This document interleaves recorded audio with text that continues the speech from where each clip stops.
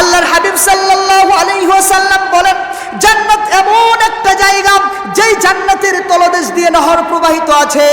দুনিয়ার বুকে যদি কেউ নেক আমল করে, দুনিয়ার ভিতরে কেউ যদি নেক আমল করে, সৎ আমল করে, ওই ব্যক্তির জন্য আল্লাহ রাব্বুল আলামিন ওই সুন্দর জান্নাত রেখে দিয়েছেন।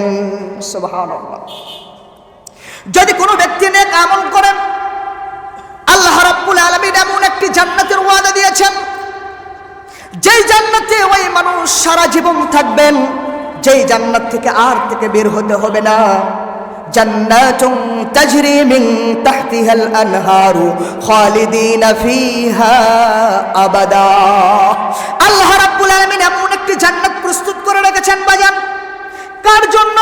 যেই ব্যক্তি নেক আমল করে, যেই ব্যক্তি সৎ আমল করে, যেই ব্যক্তির আমল সুন্দর হয়, ওই মানুষের জন্য আল্লাহ রাব্বুল আলামিন এমন একটি জান্নাত তৈরি করে রেখেছেন, যেই জান্নাতের তলদেশ দিয়ে নহর প্রবাহিত রয়েছে। যেই জান্নাতের একটি ইট হবে স্বর্ণের, আরেকটা ইট হবে রূপের। আর যেই জান্নাতের গাঁথনিগুলো করা হয়েছে মেশকো আম্বরের যেই স্তূপ আছে, এইটা মশলা হিসাবে ওই জান্নাতের যেই ইটগুলো রয়েছে, ইটগুলো গাঁথনি করা হয়েছে। মেরে ভাই, দোস্ত, বুজুর্গ, এত সুন্দর জান্নাত, যেই জান্নাতের নিয়ামত আমরা আমার কর্ণ দিয়ে শুনেছি, কিন্তু আমরা কখনো দেখি নাই।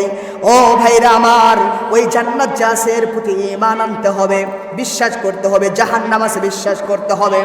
মহান রব্বুল আলামিন আল্লাহ তাআলা আছেন, এর প্রতি ঈমান আনতে হবে, আল্লাহ তাআলার প্রতি ঈমান আনতে হবে।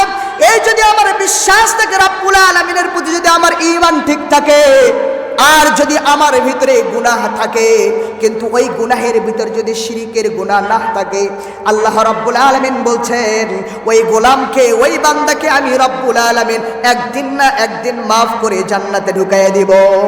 সুবহানাল্লাহ।